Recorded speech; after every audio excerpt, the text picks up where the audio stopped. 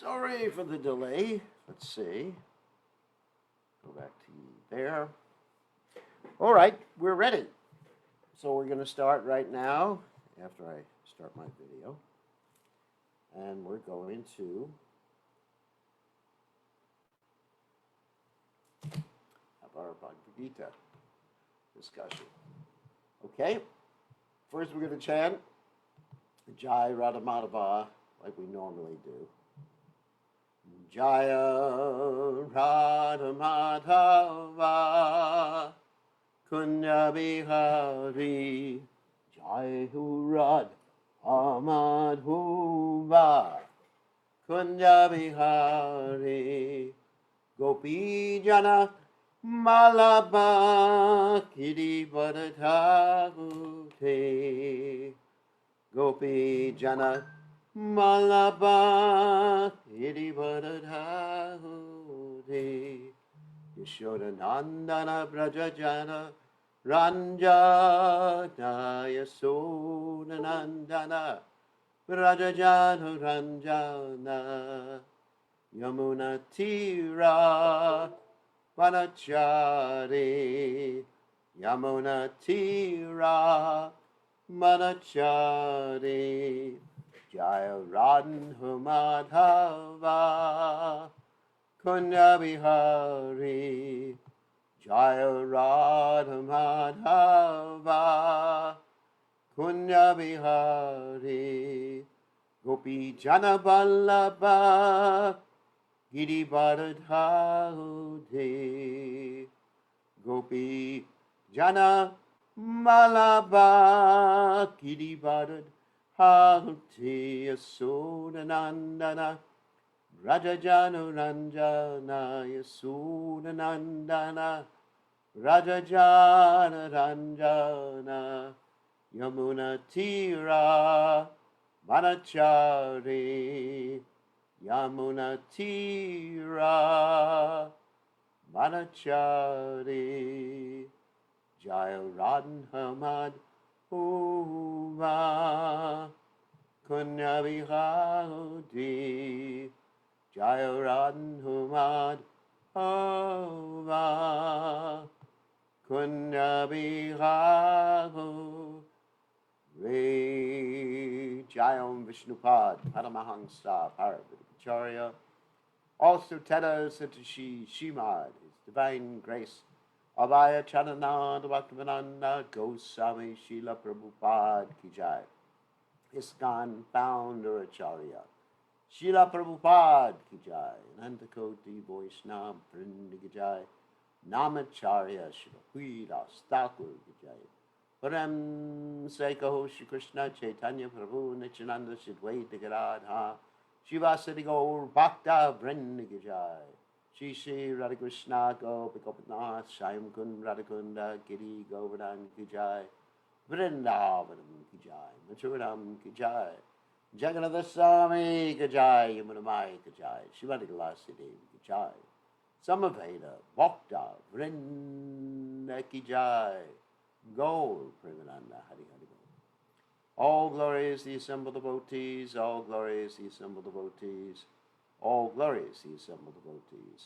All glories to Shri Guru and Gauranga Srila Prabhupada Ki Jai. Gaur Premananda Nama Om Vishnu Padaya Krishna Prasaya Putale Shrimati Bhaktivedanta Swami Namani Namaste Saraswati Devi Gauranga Pachani Nivashesha Shunyavadi Paschatade Shatani. So Umagana Timiranda Shah Gananjana Shalakya Chakshudan Medikam Gena Tasmai Shri Gurave Namaha. So we'll start with the Bhagavad Gita, and I think that we only got 2 verses left in the 13th chapter.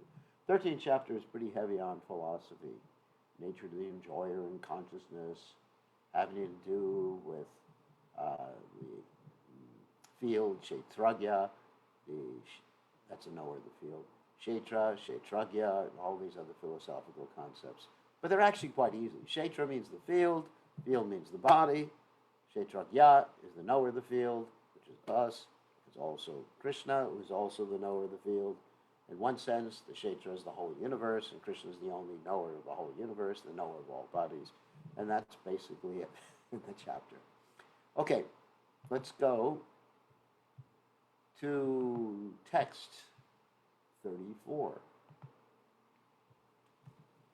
Let me just make the screen a little bigger. Okay, here we go.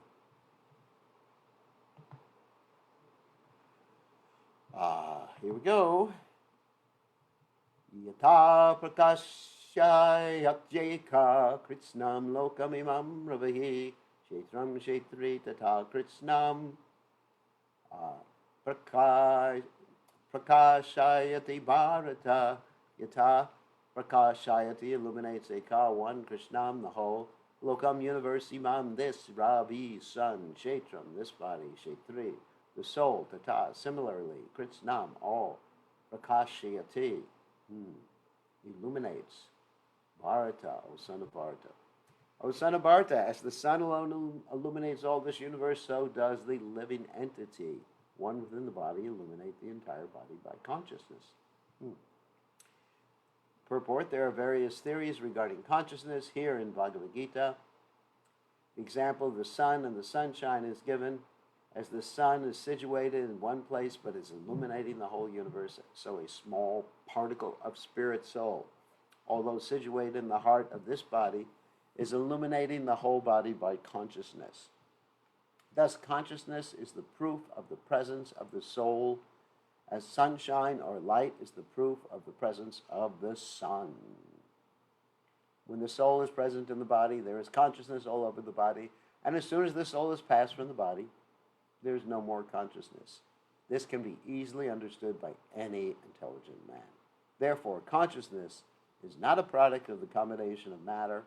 It is a symptom of the living entity, the consciousness of the living entity, although qualitatively one with the supreme consciousness is not supreme because the consciousness of one particular body does not share that of another body. But the supersoul, which is situated in all bodies as the friend of the individual soul, is conscious of all bodies. That is the difference between supreme consciousness and individual consciousness. Now, one thing Prabhupada says here that's very important. Consciousness is the proof of the presence of the soul. I want to talk about that because I was listening to a conversation that Prabhupada was having. And in this conversation, he was talking to some, I guess, Christian or something like that. Yeah, he was talking to a Christian. And the Christian said that animals do not have a soul. And Prabhupada, basically, first thing he says, how do you know that? And he said, that's what I heard. And it's not in the Bible, so Prabhupada was really like, Prabhupada really went after him. And even to the point of telling this man that if someone eats meat, he will never be able to understand Krishna consciousness or the higher aspects of spiritual life. This poor guy, not poor guy, this fortunate guy was really pinned by Prabhupada. So anyway, so Prabhupada said, consciousness indicates that there's a soul there. So is an animal conscious or is an animal not conscious? And the man had to say, well, he's conscious. And then Prabhupada said, so what is your standard of determining that there's a soul? Since you say there's no soul in the animal and there's a soul in the human being, what is your standard? And he said, well, the standard is that God created something. When God creates something, there's a soul. And then Prabhupada said, well, didn't God create the animals too? And it's not that everything God creates has a soul either. Prabhupada said that's a stupid way of understanding things. Because God, in one sense, has created this table. Prabhupada pointed out to a table which had glass on it. He said, even if you say Prabhupada didn't build the table, Prabhupada actually, Krishna didn't build the table, not Prabhupada. Krishna didn't build the table. Krishna created the silica. For those who don't know what silica is a very important constituent of glass. So the table had the glass top to it. Prabhupada said, who has created silica? Have you created silica? Sand. And the man said, no. God created. So either directly or indirectly, God has created everything. And so it's not simply enough to say that if God creates something, that thing must have a soul, because God created everything. And also God created animals. So even using your own argument, God created animals, so animals have a soul. So that's the point. Consciousness is an indication that there is a soul there. Consciousness means the ability to feel happiness, distress, a sense of I-ness, which a computer doesn't feel, in spite of being able to emulate consciousness. And I know I've done that demonstration for you many times before with my Google Home. And I'll do it once again and show you that machines don't have consciousness. Okay, Google, what time is it? It's 5:12. So it appears to have consciousness. Okay, Google, do you have consciousness? I think so. I don't want to upset anyone. Okay, Google, do you experience pain? It might hurt your device. These are just simply programmed in responses. And if I came to something that they didn't know, it wasn't programmed in, it wouldn't know how to deal with it. Let's try something that isn't programmed in. Okay, Google, have you joined the Hare Krishna movement? Let's see if it answers this one. Sorry, I don't understand. So,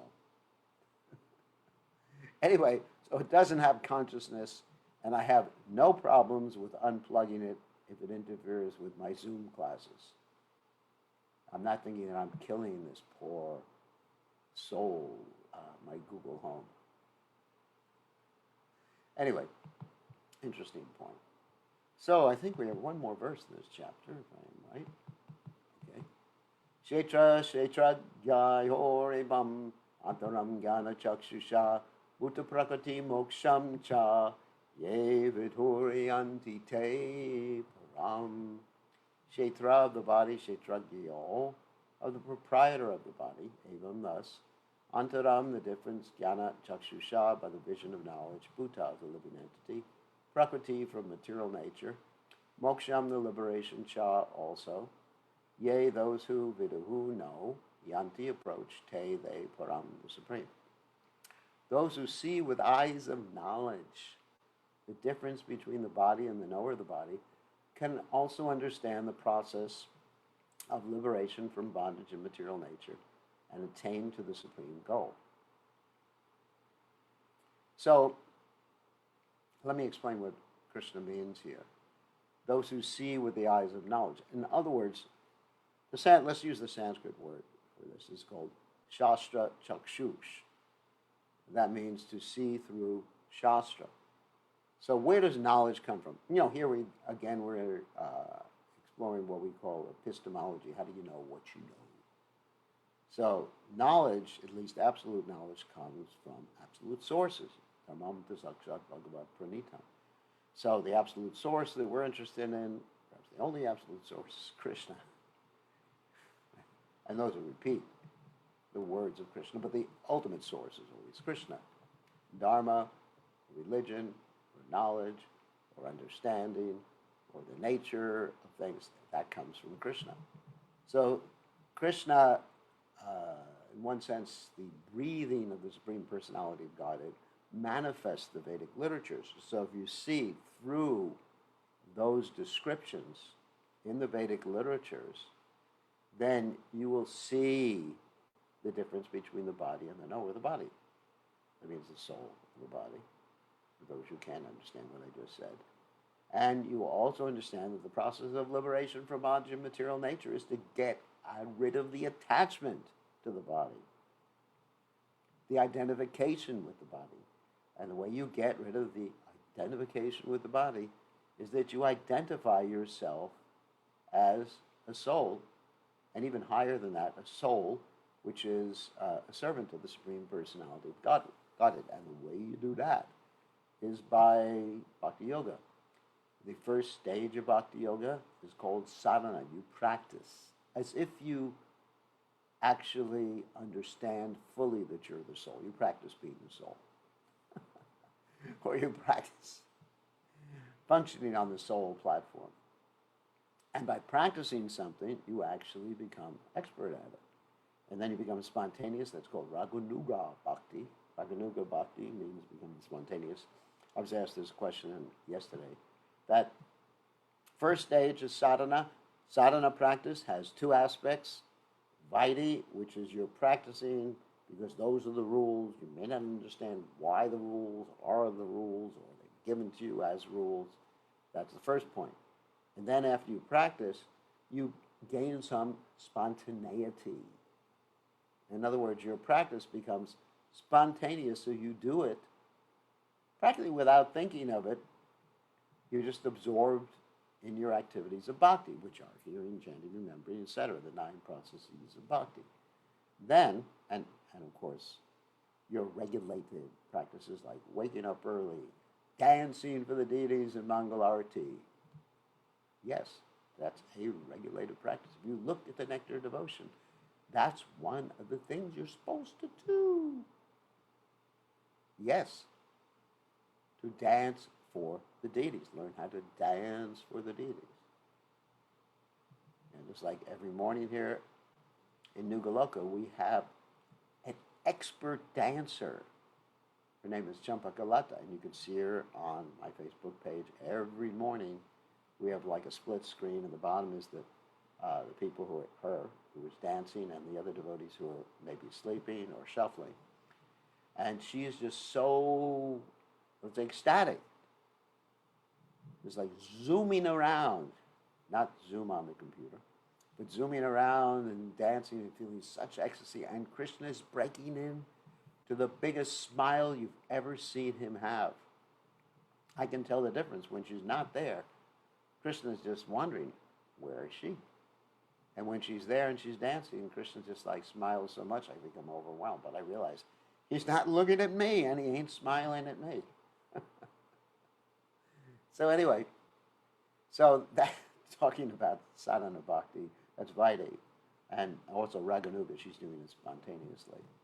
And then after the Raganuga stage, you get, of course, Raganuga, another aspect of Raganuga, before I go on. Another aspect of Raganuga is you begin to be attracted to a particular eternal resident in the spiritual world. Resident like Nanda Maharaj, Yashodamai, other people, Chandravali, oh my God. You become attracted to certain personalities and you try to follow their mood in devotional service. You don't think you become them, that's impersonalism, but you follow in their mood. And so that's the second part of practice, but it's practice that's done spontaneously. It's called Raganuga, and the person whom you follow in the mood of is called a Ragatmika devotee. And then after that you come to the stage of Bhava. Bhava means so much ecstasy you cannot imagine it. Goranga Balite Havi Pulaka Sharir, Hari Hari, Nayani Bhavi Near.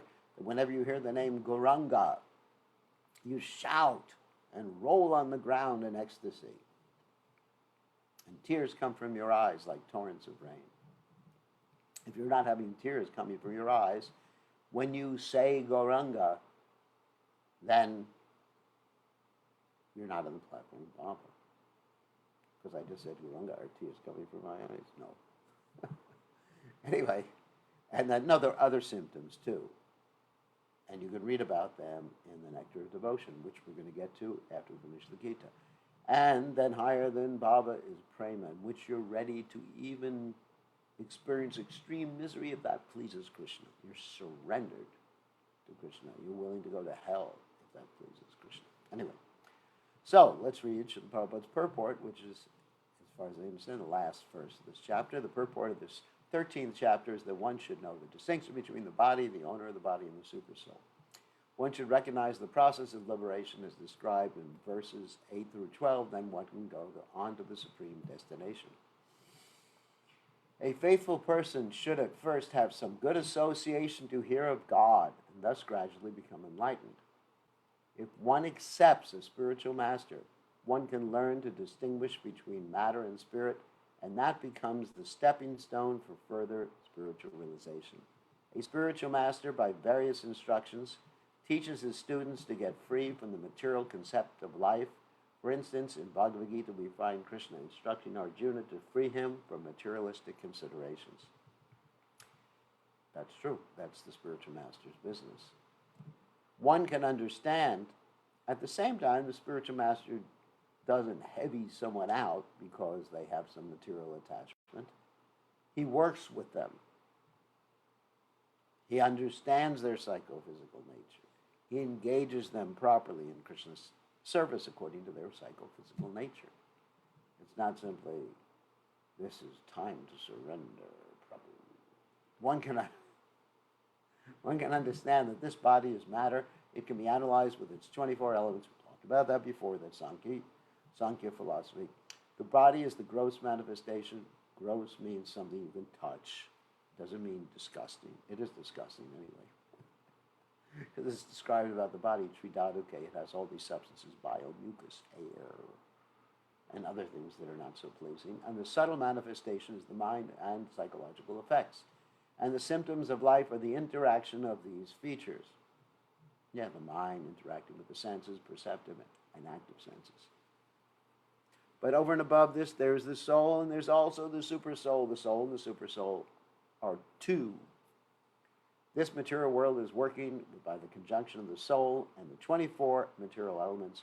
One who can see the constitution of the whole material manifestation as this combination of the soul and material elements, and can also see the situation of the Supreme Soul, becomes eligible for transfer to the spiritual world. So this is, again, the branch of knowledge known as Sambandha Gyan.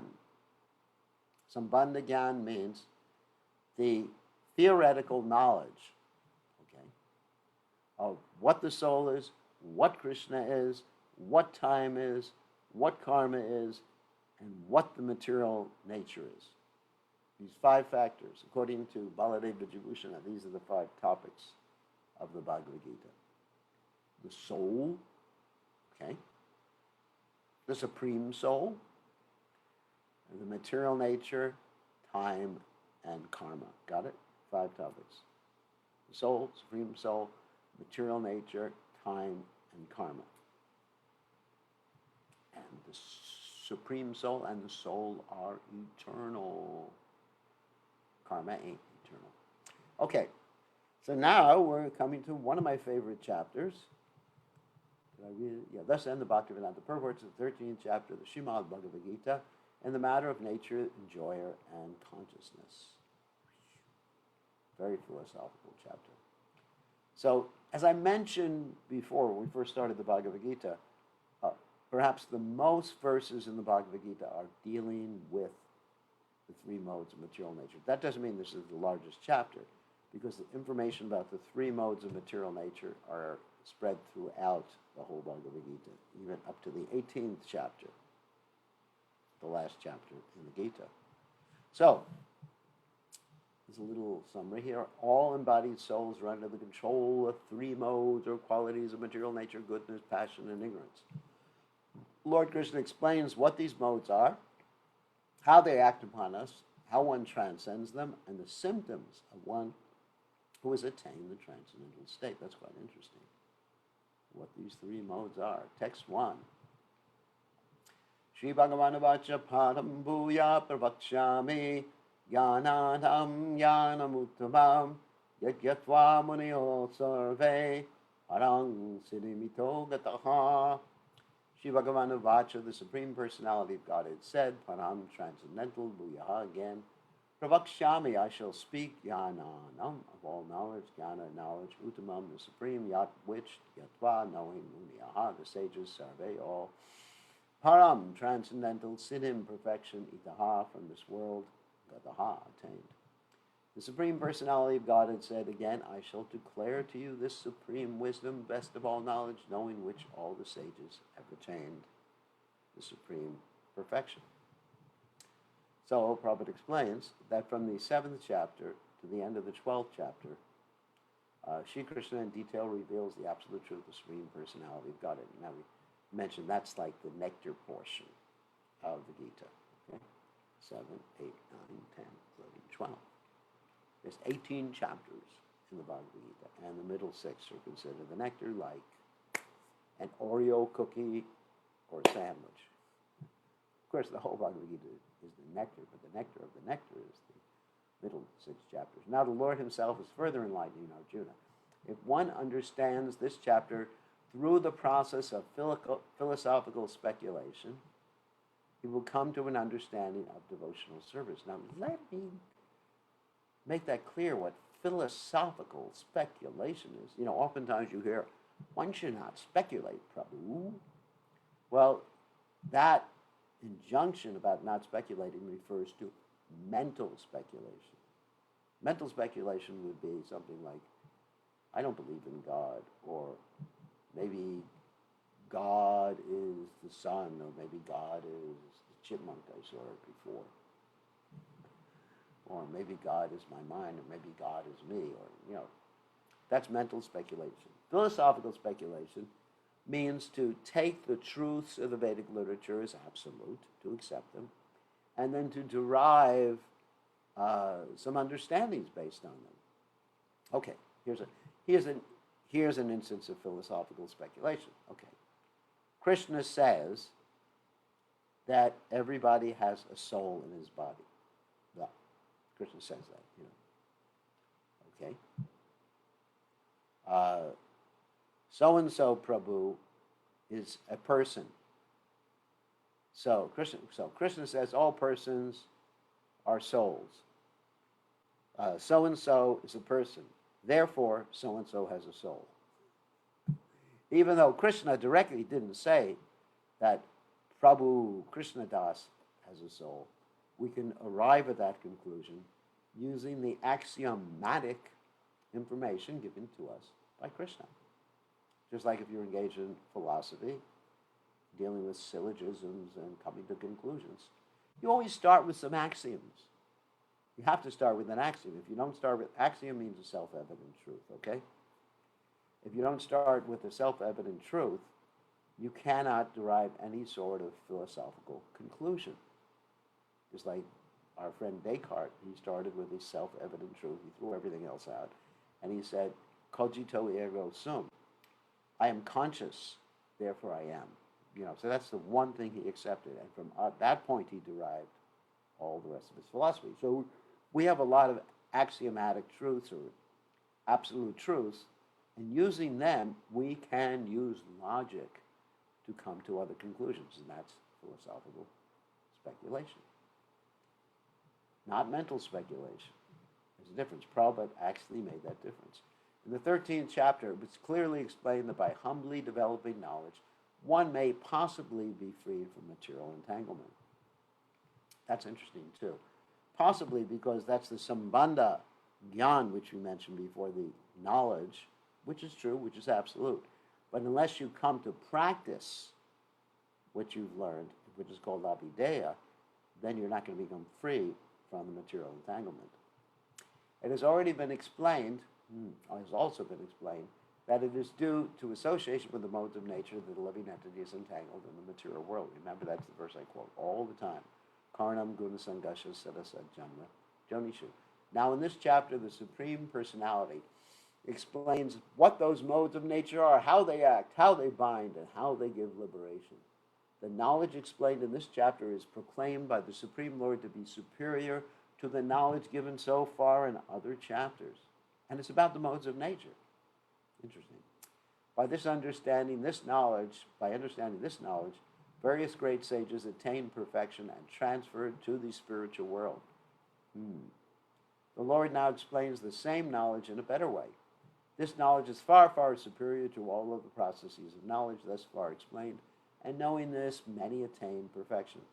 Thus, it is expected that one who understands this 14th chapter will attain perfection. Wow.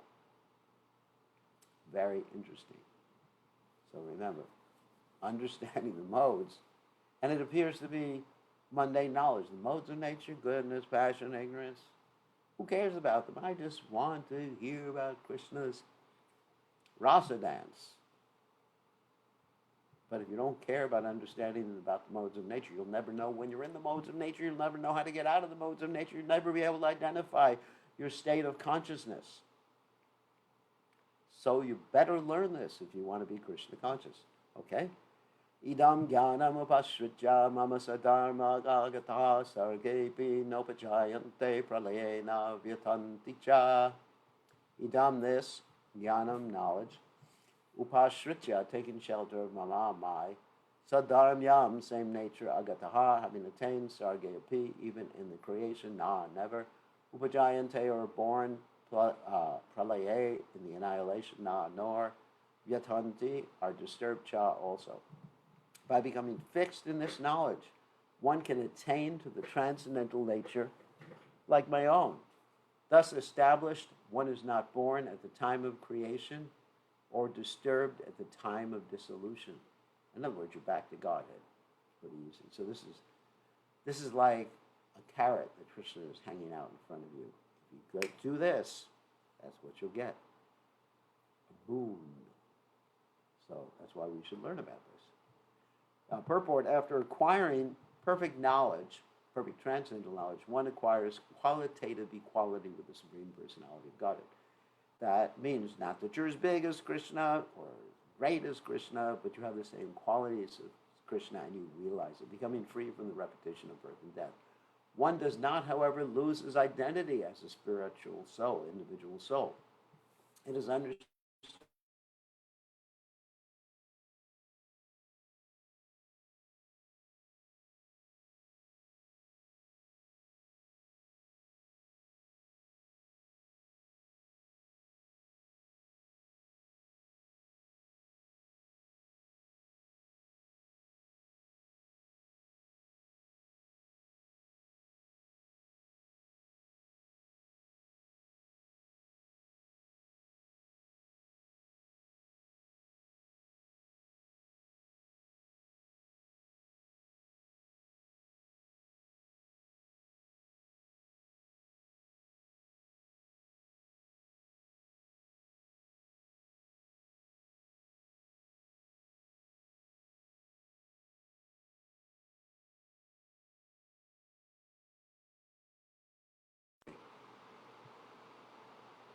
How about now? Okay. Okay, you should have the audio now. Yeah. Something happens, there's sometimes computer glitches. Computers are not perfect.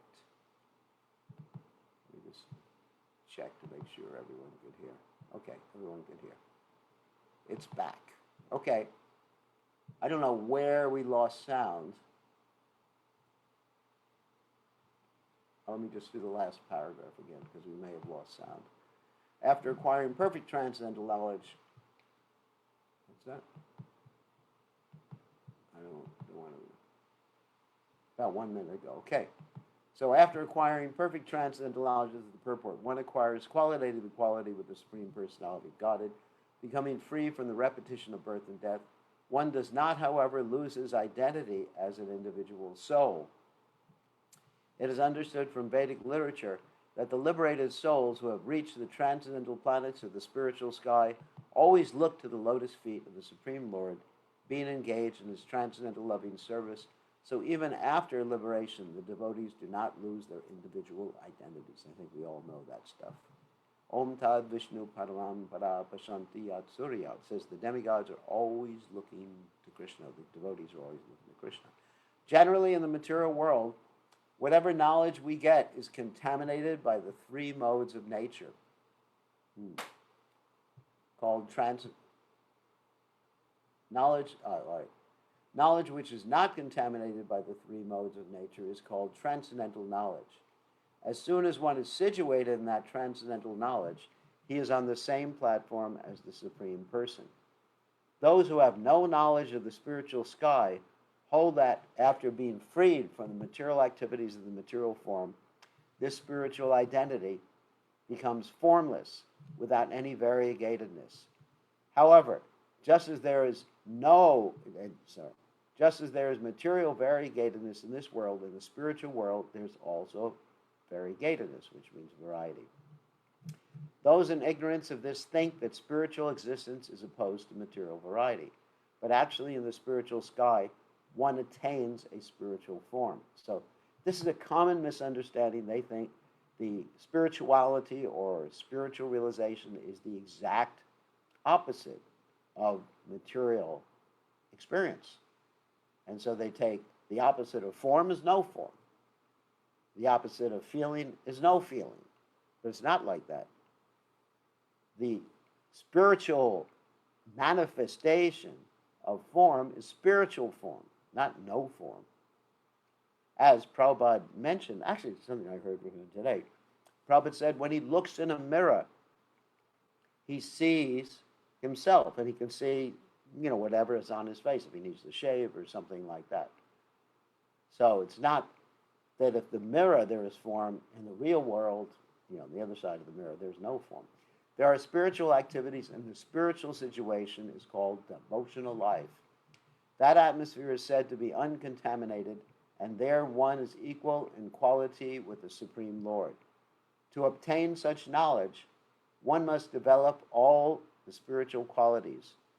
One who thus develops the spiritual qualities is not affected either by the creation or by the destruction of the material world. Text 3. These are all just introductory verses in the chapter. Mama yonir mahadbrahma tasmin garbam dadamyaham sambhavat sarva bhutanam tato bhavati bharata. Mama, my, yonihi, source of birth, mahat, the total material existence, brahma, supreme, tasmin, in that, garbam, pregnancy, dadami, create, aham, I, sambhavaha, the possibility, sarva bhutanam, of all living entities, tata, thereafter, bhavati, becomes, bharata, oh, son of Bharata. Translation, the total material substance called Brahman is the source of birth, and it is that Brahman that I impregnate, making possible the birth of all living beings, O son of Bharata. Now, we talked about this before. Before the creation, there's this substance called, which is the total material substance. Here, Krishna is calling Brahman. In one sense, everything's Brahman, but it's called Pradhan, to be exact. That's the total material substance. And when it is time for the creation, Krishna looks with his eyes, or to be more precise, the Mahavishnu, expansion of Krishna, looks with his eyes at this Pradhana, and out of his eyes comes Lord Shiva, and the living entities that were lying in a dormant state within the Mahavishnu's body during the time of the cosmic dissolution become impregnated within the material creation. Therefore we say, Angani Yasha Sakaladriya Timanti, that Krishna can do anything, or any of his expansions can do anything with any one of their senses he can impregnate with his eyes. So he looks at the material creation, and we all become, boom, transported, and zoom me down, not zoom me down, transport me, anyway, it's like Star Trek. So anyway, so you're all transported to the material world, including me too. And then we're given certain bodies that the Paramatma helps us to understand our past desires. And then we continue to try to exploit this material energy life after life until the time of the next cosmic dissolution, at which time we enter again into the body of the Supreme Lord. And that's how this world was created. God looks at the creation. In other words, as the Bible says, let there be light. Let there be souls, and that's what happens. Purport. This is an explanation of the world. Everything that takes place is due to the combination of Kshetra and Kshetragya. Right? That was the last chapter. Kshetra means the body. So there's a universal body, and the Garbhadakshay Vishnu is the universal super soul of that body, and he's also Kshetragya. We are not the Kshetragya, the knower of the universal body. We're the knower of our own body. And an imperfect knower at that. Krishna is the perfect knower of all bodies, the body and the spirit. So this combination of material nature and the living entity is made possible by the Supreme God himself. The Mahatattva is the total cause of the total cosmic manifestation, and that total substance is the material cause, in which there are three modes of nature, is sometimes called Brahman. The Supreme Personality, that's the Mahavishnu, again, looks, impregnates that total material substance, and thus innumerable universes become possible. So they come out of the Lord's body. This total material substance, the Mahatattva, was described as Brahman in the Vedic literature. It's from the Mundaka Upanishad 119. Tasmaditad Brahman Nama Rupam Anam Shajayate. The Supreme Person impregnates that Brahman with the seeds of the living entity. Living entities, that's us. The 24 elements beginning from earth, water, fire, and air are all material energy, and they constitute what is called Mahad Brahma, or the great Brahman, the material nature. As explained in the 7th chapter, beyond this, there is another superior nature, Yakta Vyakta Sanatana, which is eternal, the living entity, the spirit, superior nature, the living entity. Into material nature, this superior nature is mixed by the will, the Supreme Personality of Godhead, and thereafter all living entities are born of this material nature. The scorpion, this is a typical example Prabhupada uses all the time, lays its eggs in piles of rice. And sometimes it is said that the scorpion is born out of rice. In other words, they say that the rice is the cause of the scorpion. But the rice is not the cause of the scorpion. Actually, the eggs were laid by the mother. Similarly, material nature is not the cause of the birth of the living entities. The seed is given by the Supreme Personality of Godhead. And they only seem to come out as products of material nature. Thus, every living entity, according to his past activities, has a different body, created by this material nature so that the entity can enjoy or suffer according to his past deeds. Whatever body we have, we asked for it. We deserved it. The Lord is the cause of all the manifestations of living entities in this material world. Next verse is one of the famous verses in the Gita. Sarva yonishi konteya murtiya sambhavantiya tasam brahma mahad yonir aham bijapada pita. Sarva yonishu, in all species of life, konteya, son of Kunti, murtiyaha, forms. Sambhavanti, they appear, ya, which, tasam, of all them, Brahma, the supreme, mahat yonihi, source of birth in the material substance, aham, I, bija pradaha, the seed-giving, pita, father. It should be understood that all species of life, O son of Kunti, are made possible by birth in this material nature, and that I am the seed-giving father. Let me just write something down. I just remembered.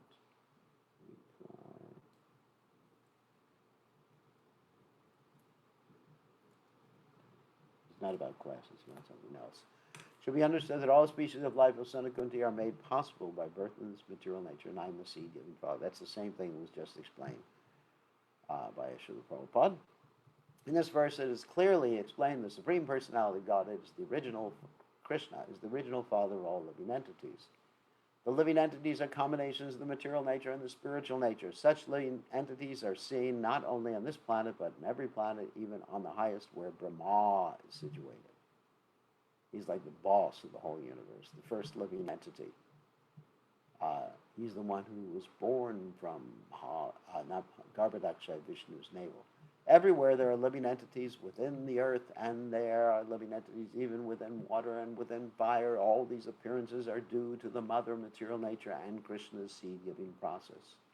The purport is that the material world is impregnated with living entities who come out in various forms at the time of creation according to their past deeds.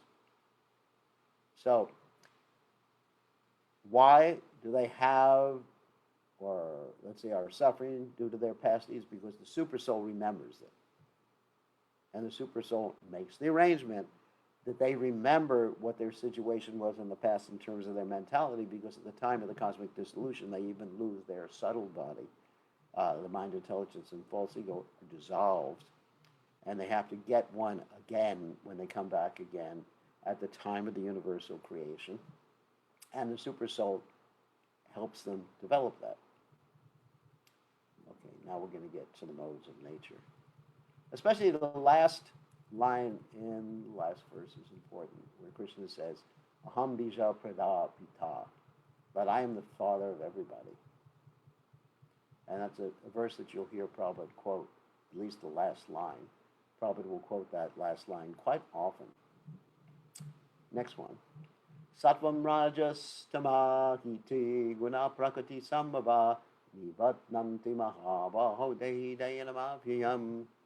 Sattvam, the mode of goodness, Raja, the mode of passion, Tamaha, the mode of ignorance, Iti, thus, Gunaha, the qualities, Prakriti, material nature, Sambhavaha, produced of, Nibatnanti, do condition, Mahabaho, Omadiyam, Dehi, in this body, Dehinam, the living entity, Abhiyam, eternal. Material nature consists of three modes, goodness, passion, ignorance, we've heard that before. When the living entity comes in contact with nature, Almighty armed Arjuna becomes conditioned by these modes. Something we've heard before, Karanam Guna Sangasha Sadasad Janma Jonisha. That's what conditions us, the modes. Of course, we get the modes because we turn away from Krishna. Krishna Bhavimukh, we turn our face away from Krishna. We want to imitate Krishna. We want to be the controller, the proprietor.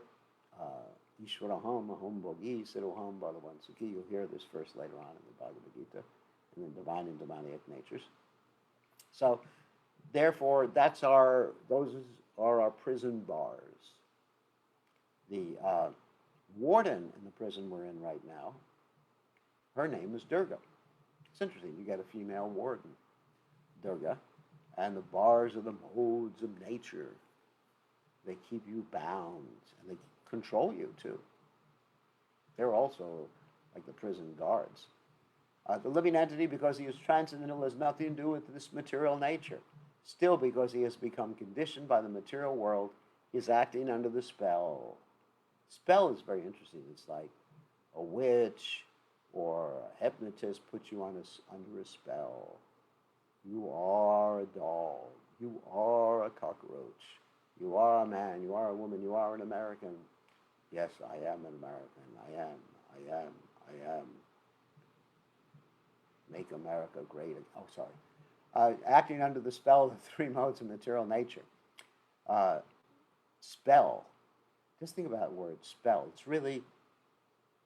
It's really picturesque. Really helps you picture what it is. You're under a spell right now. Because living entities have different kinds of bodies in terms of different aspects of nature. They're induced to act according to that nature.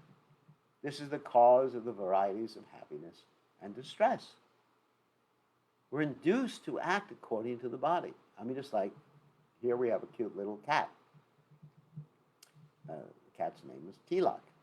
And because it has its body and subtle body, and it does certain things that I definitely don't do. Like if it sees someone goes and rubs against them and purrs and sits on their lap. I don't do that stuff. I don't have any inclination to do that.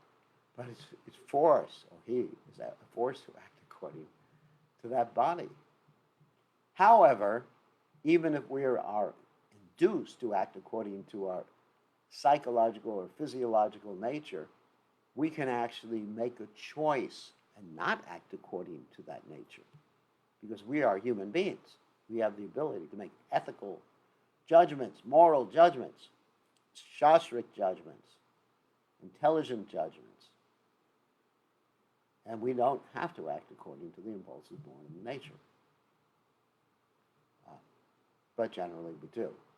This is the cause of the varieties of happiness and distress, because we're induced to act. Okay, do we have time for another? Yeah, I think so.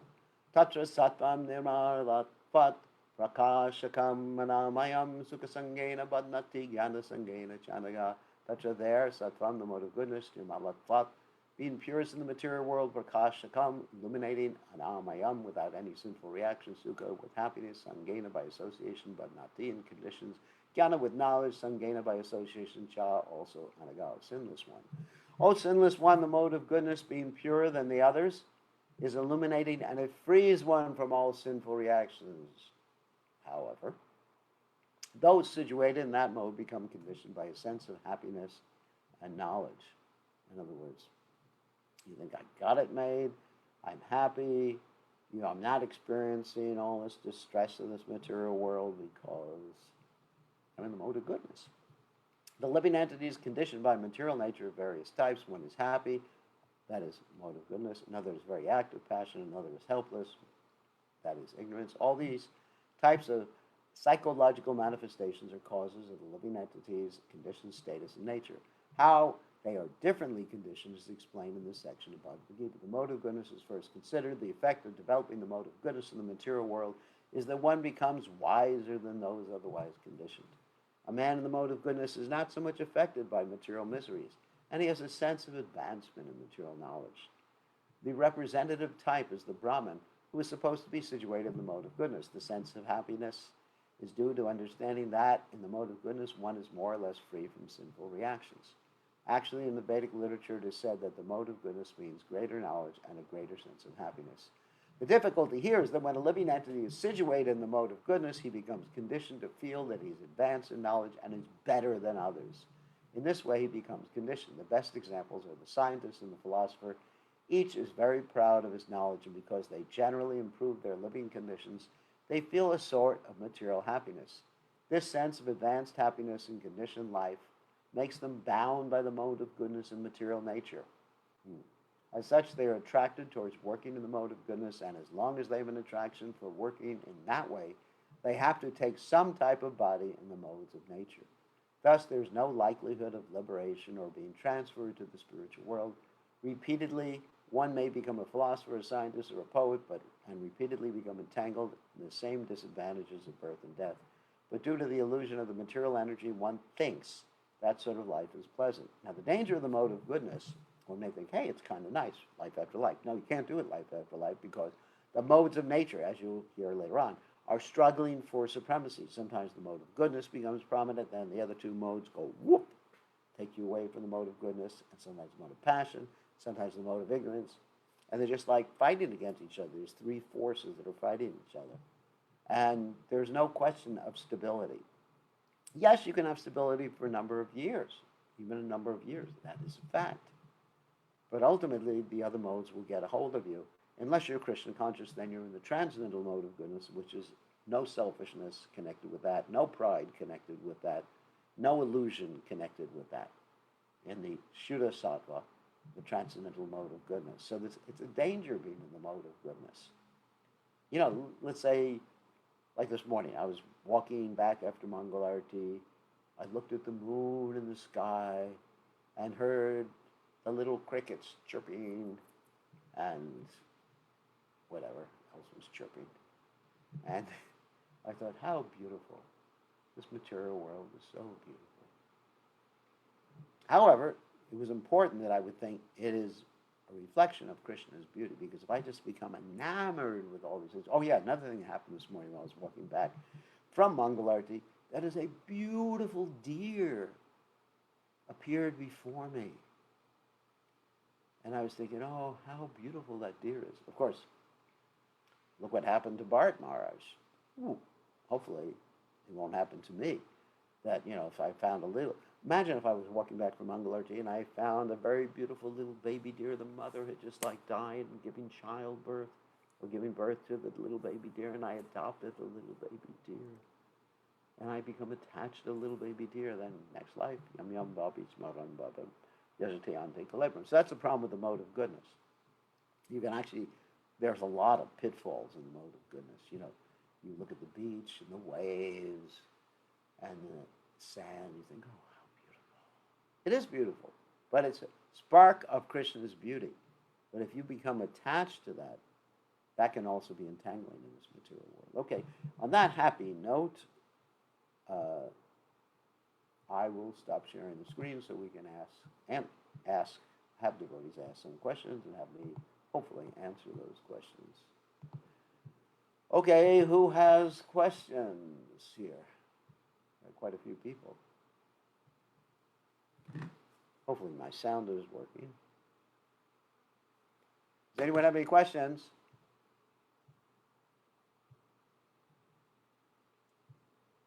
I don't see anybody asking questions.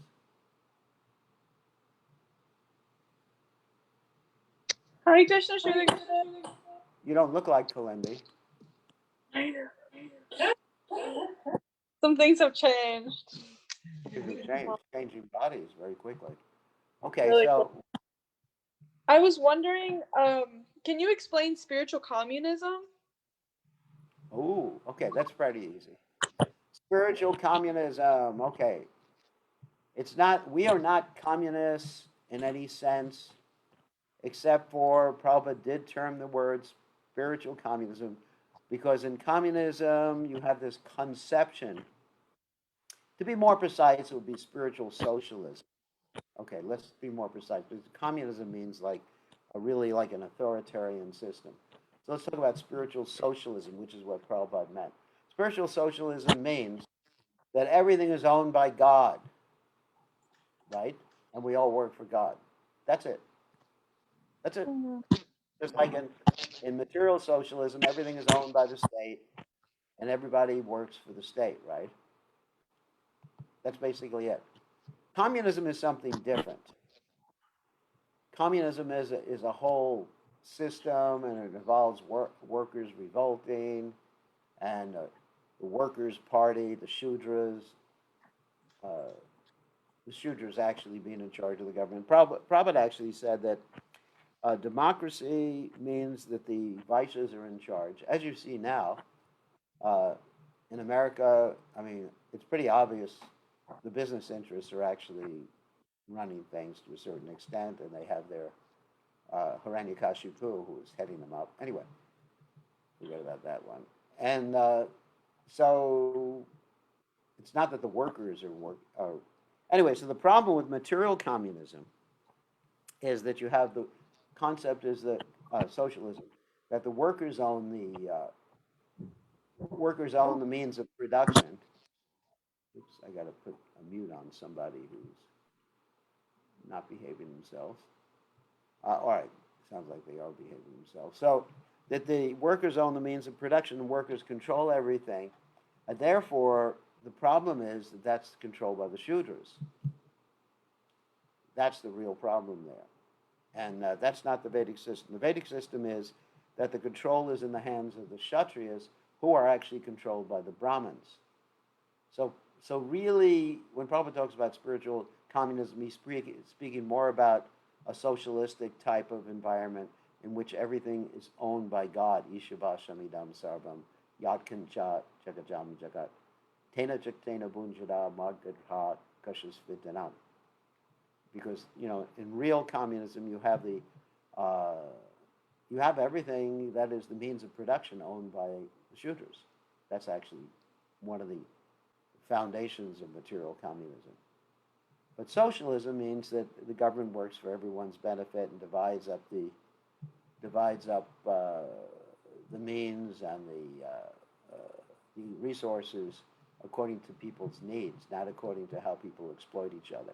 And democracy, or the system we have now in America and most of what's so-called first world countries, is that might makes right, or the people who can make the most money have the most control. So, anyway, so that's what Prabhupada meant by spiritual communism. Basically, that everything is owned by Krishna. However, even though everything is owned by Krishna, Prabhupada wanted people to take responsibility for different aspects of Krishna's energy, and in one sense, to consider it theirs. So it's like a mixture of people taking possession of things, and complete renunciation. Because if you have complete renunciation, that is, you think everything belongs to Krishna, nothing belongs to me, nothing will get taken care of, which is one of the problems that they had in Russia, or maybe still have in Russia, is that the tractors, because the tractor belonged to the government or belonged to the people, nobody took personal responsibility for the tractor. Also, we have the same problem in the Krishna consciousness movement. When you have a car that belongs to the temple, nobody takes responsibility for the car, and you run it on empty, and you let the oil out, and you think it's just Krishna's desire that the engine just got ruined, and you have to replace the engine. So that's the problem with either socialism or communism in that particular respect. So we have, Prabhupada really indicated, I mean, really drilled down, Prabhupada wanted something that was a mixture, a perfect understanding that everything belongs to Krishna, but also the people had some claim to individual proprietorship, not an absolute proprietorship, but a proprietorship understanding that Krishna has given those things to use at this particular time, and it's their responsibility to take care of those things. So it's sort of a mixture. It's not like, everything belongs to everybody. It's that you have some things. That's what the Ishavasha means. Ishavasha midam sarvam yatkin cha jakajam jagat tena jaktena bunjadha margata tashas vidanam. Everything is owned and controlled by the Supreme Personality of Godhead, but everybody has a quota that he's given that he can temporarily think, this is mine, not in an absolute sense, but this is mine throughout this lifetime to use in Krishna's service. So it's not really an absolute socialistic or communistic type of concept. So it's really important to define things, or else we'll end up with a big mess like we have in many temples where nobody owns anything. But Prabhupada actually said you should have, for each car, there should be one person who takes care of that car, who has that. And that's what we've done here. That's what we've done here in New Goloka. We don't have any cars that are owned by the temple. Everybody is assigned a car for their particular service. And if that car, something happens to it, and the engine dries up because there's no oil, you're going to pay for it. Or you'll make your guru pay for it, which happens to be me, unfortunately. So anyway, Gopal, you have your hand up. Yes, Gurudev. Actually, you mostly answered the question, but you had brought up that in so many temples and also in the Soviet Union and elsewhere, when people don't have a sense of ownership, they don't take care of things. And the hybrid model that you were talking about of taking the responsibility for something that you don't consider full ownership, we've seen requires a level of maturity. So how to perhaps speed up that process of maturity in people to get them. Don't invite Peter Pan to your temple. You know who Peter Pan is? Yes. He's a never grow up. Anyway, that you make people responsible for different things. That's the training. All right, this is your car in Krishna's service, and you're fully responsible. And if you don't take care of this car, you're a walking buddy.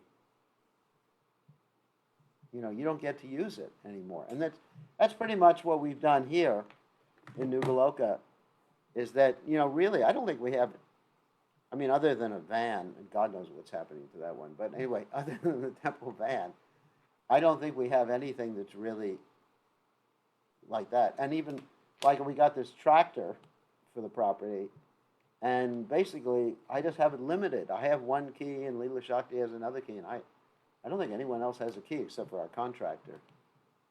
And people want to use it, and I won't let them use it. Because I understand that most people don't have that sense of maturity. And therefore, we're able to preserve certain things and keep cars year after year running.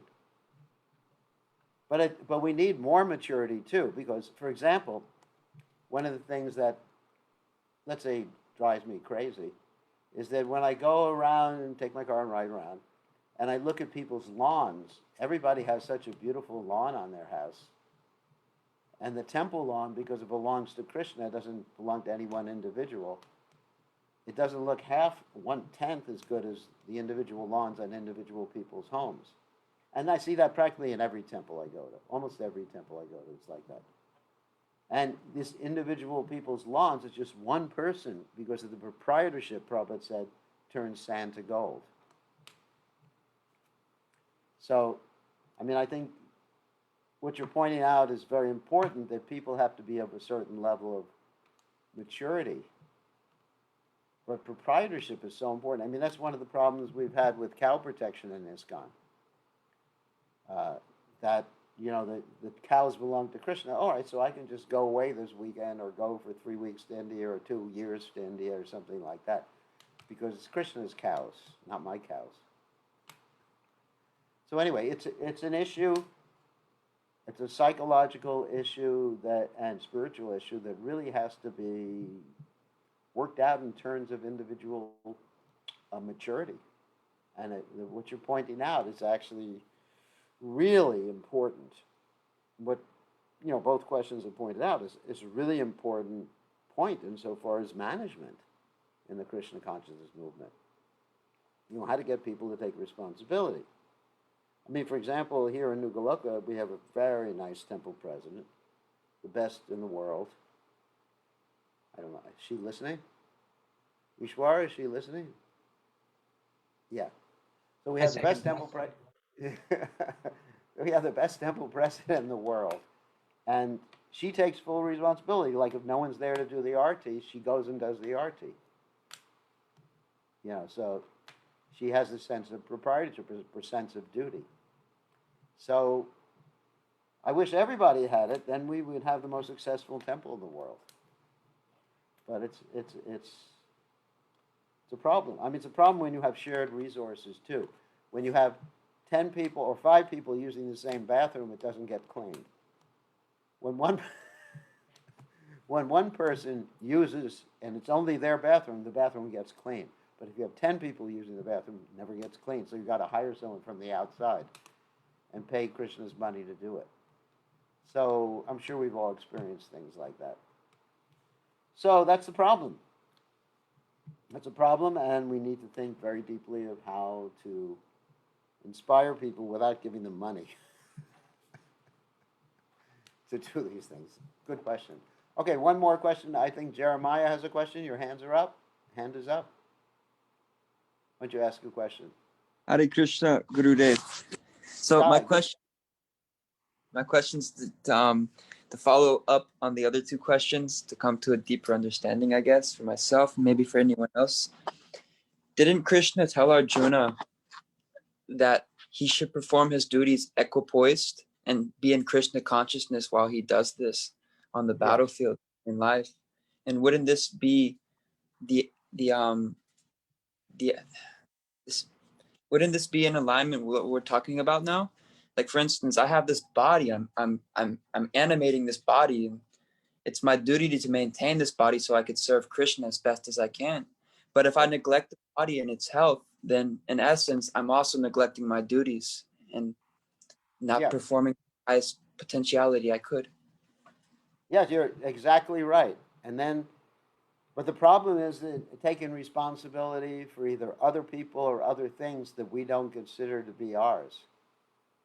Because we have this sense of proprietorship to the body, naturally we pay more attention to our body, or the body that we're inhabiting right now. But how to get people to the point of paying the same attention for other people, for their welfare, for other things that belong to Krishna, like Krishna's temple and things like that. It's really a brain twister, basically. Management.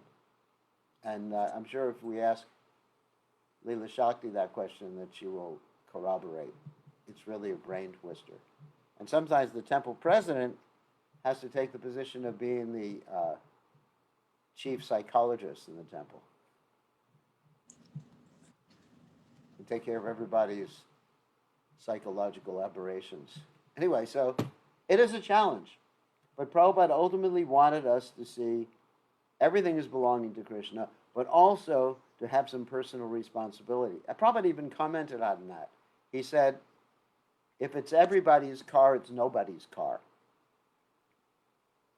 In other words, nobody will take responsibility if the car is used by everybody. So Prabhupada was indicating there has to be some individual sense of proprietorship. Not an absolute sense of proprietorship, but at least an understanding of proprietorship. Somewhere in between the absolute understanding of proprietorship and the neglect in thinking it just belongs to everyone, it belongs to Krishna, like that. So that's a fine line. I mean, I hope I'm on that stage because I'm at the temple and I'm very attentive to the different things that are going on in the temple, the money being spent, if there's money being spent unnecessarily, the construction. Right now we're reviewing some construction at the temple. So I try to be as attentive as possible. But sometimes immature people are not so attentive. I mean, for example, but if you join the Army or Navy, they make you attentive. Not that you want to do it, but they just actually, what do they say, chastise you, threaten you. But I don't want to be at that point with devotees. I don't want to be chastising, threatening, throwing them in the brig. The brig means in jail. So it is a problem. It's a big problem, this spiritual socialism, spiritual communism, whatever you call it. Thank you, But Gurudev. yes, we take care of our bodies. Our bodies, obviously, we do have a sense of proprietorship to our bodies. Our bodies actually belong to Krishna, but they've been given to us by Krishna to keep for him right now. So we take care of the bodies nicely. Now, some devotees don't take care of their bodies nicely. They neglect their bodies, thinking, because I'm not my body, therefore it doesn't matter what I do with my body. So that's another fallacy. Yes, I've noticed. Point. Yeah, some devotees, they do that. They eat too little, they sleep too little. I was just talking to a devotee yesterday. I said, and he's really sick, and I said, how much you sleep every night? He says, about 3 hours. I said, that's crazy. You should sleep 7 or 8 hours. You know, crazy. No wonder you're sick and not able to do anything. We said, you have to be austere, renounce this world. Look at the 6 Goswamis of Vrindavan, Nidrahara Vihara.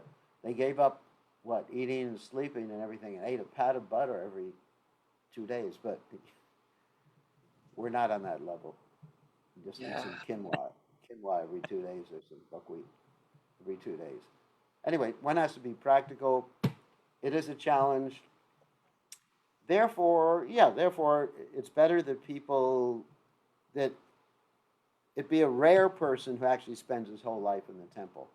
Because if someone spends his whole life in the temple, it really requires a lot of maturity to understand and take responsibility for things. But when one goes out and gets married, you're forced to take responsibility. So for most people, that's a good situation. They go out, they get married, and the wife says, get to work, buddy. Where's my sorry? Where's my iPhone?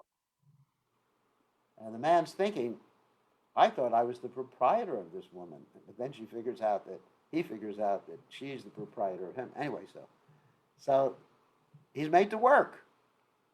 Like, actually, Prabhupada would quote this English economist, Marshall, by saying that this romantic attraction between men and women is actually the source of all economic development in this world, which is a fact. Otherwise, why would people work? Isn't it? Why would you work? So for most people, most people need that impetus of being put with their back against the wall. That if you don't work, your family doesn't eat. So you have to take responsibility. Okay. Oh, Arjuna, you have a question. Just one question, and then I just wanted to make one point, because I thought of it when you were saying how you take responsibility around the temple, but the difference with you is you have management responsibilities, so you get to have some say what goes on, whereas when you're in a situation where you don't have any decision-making power and nobody cares what you think, it's a little bit harder to put your heart into caring for things that are in the place. It's a little harder, but I'm also on the GBC, and actually, I'm part of taking care of the rest of ISKCON, and I can say at least 50% of the time, I'm not in the majority on the voting on the GBC. So I don't get my say. I mean, I don't mean in terms of you. I mean in terms of the rank and file devotees explaining. You talk about management structure where you actually give people responsibility, and that brings out the best in them, as opposed to treating them like rank and file devotees. It doesn't work out as true. well. That's true, but I'm finding in many cases when you give people responsibility and you say this is this is your area of responsibility, make it or break it, they don't do it because Right. they understand there's some backup. That if I don't do it, someone else, the poor temple president will appoint someone else to do it. It's like, if I don't do my RT, it's all right. If I feel like going here, going there, it's all right. I mean, sometimes people get sick. That's a different thing. But the point is that people understand that I'm not ultimately responsible for things. Right. And that's I find even when you give someone a specific duty and say, this whole duty is yours, it's a challenge, do what you have to do with it, they still don't put their teeth into it unless they have a sense of complete, absolute proprietorship. Right. Like if it's your own business, then you're going to go out of your way to make sure the business doesn't go under. But if you're just an employee, it's like, oh, I can get another job. Yeah, I can get another job. I can go to another temple, I can get another job, things like that. So anyway, so this is a challenge. All I'm pointing out is a challenge. It's not meant as being critical of anybody in this world, but it's a challenge. And that's why most people are better off being married with a family, because then they're put in a situation where they learn to take a sense of responsibility. It's practical. It's practical. I mean, I know that from experience of running a Hare Krishna temple for the last 200 years. Several lifetimes. Okay. I don't mean to say anything that's depressing. It's just practical experience. Because I was asked about spiritual communism or spiritual socialism. Anyway, on that happy note, thank you all for your questions. Don't worry, be happy, chant Hare Krishna. Krishna will take care of everything. Krishna will give you something to eat. You can always show up at prasadam time, even if you're sleeping the rest of the day. It's all right. So on that happy note,